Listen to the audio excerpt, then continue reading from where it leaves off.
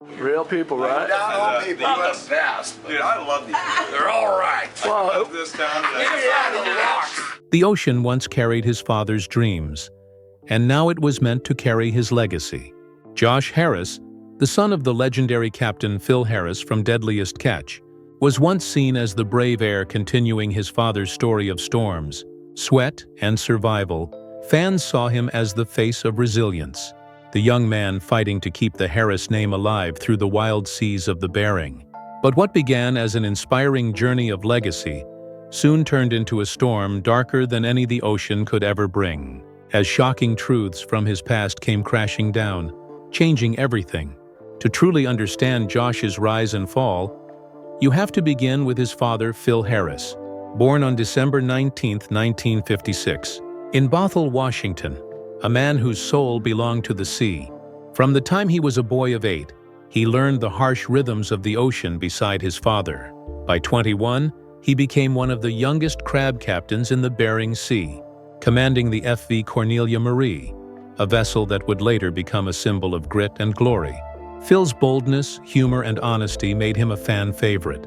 He was flawed yet admired, reckless yet loyal, and his life on Deadliest Catch became a window into the real cost of chasing the sea. But behind the cigarettes, the storms, and the laughter, he was a father trying to build something lasting for his sons, launching ventures like Captain's Reserve Coffee in 2008 to secure their future, but destiny had a cruel turn waiting. In 2010, while unloading crab in Alaska, Phil suffered a sudden stroke. Though he briefly regained consciousness and shared a final moment with his sons, he passed away days later at just 53, leaving a silence that the ocean itself seemed to mourn. The pain of losing Phil didn't stay private. Deadliest Catch documented the heartbreak. Fans cried with the family, and his sons Josh and Jake suddenly became the center of a story they never wanted to lead. Both had grown up around fishing and boats, learning their father's trade while being filmed for the show. And after Phil's death, the pressure was immense. Could they live up to the name Harris? Could they fill their father's shoes? Josh stepped up first, determined to prove himself. He bought the Cornelia Marie with partner Casey McManus and took command, gradually earning respect. And when Discovery launched the spin-off Deadliest Catch Bloodline in 2020, fans saw Josh in a new light, tracing his father's secret fishing maps in Hawaii, exploring Phil's mysterious past, and building his own identity. Through storms, tough seasons, and leadership challenges, Josh became the symbol of perseverance, the son carrying the torch forward. Fans adored him, but with fame came scrutiny, and the calm sea was hiding something terrifying underneath. Because behind the legacy was a secret buried deep in court files from 1998.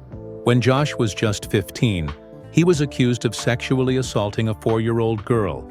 The details stayed hidden for decades, as the case involved minors and was sealed.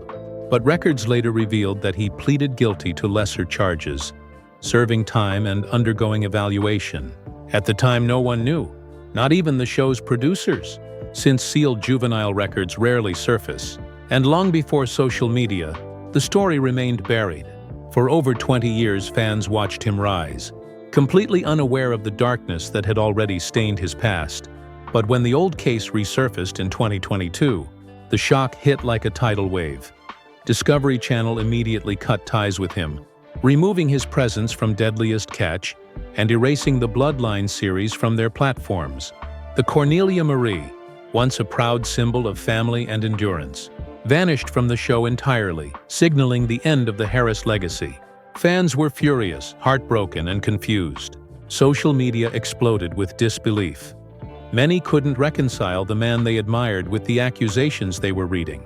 The betrayal felt personal. Discovery's decision was swift but painful. They quietly removed all traces of Josh, choosing to protect the brand rather than risk public outrage.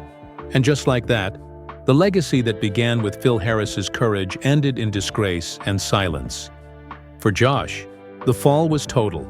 His career, reputation, and public image all collapsed overnight, and the silence that followed only deepened the mystery. He issued no public defense, no denial, no explanation, and disappeared from the spotlight after season 18. For fans, it was not just the fall of one man. It was the death of a story they had emotionally invested in for years. The Harris name had symbolized hard work, resilience, and loyalty, and now it was linked with something horrific. What was once a tale of redemption turned into one of ruin, a harsh reminder that the past, no matter how deeply hidden, always resurfaces. The tragedy here was not just about Josh, it was about the collapse of trust, the pain of betrayal, and the heartbreak of watching a legacy crumble before the eyes of millions. As Deadliest Catch moved forward without the Cornelia Marie, the show continued, but the Harris era was gone forever. In the end, the story of Josh Harris became a lesson about fame, secrecy, and consequences. It showed that no legacy, no matter how powerful, can escape the weight of truth. Fans were left to question everything they thought they knew. Was Josh a man trying to honor his father's memory, or someone haunted by sins too dark to forgive? And can anyone truly separate the man from the myth when the truth finally comes to light? Let us know what you think in the comments. And if you found this story eye-opening, don't forget to like, share, and subscribe to Hollywood Bulletin.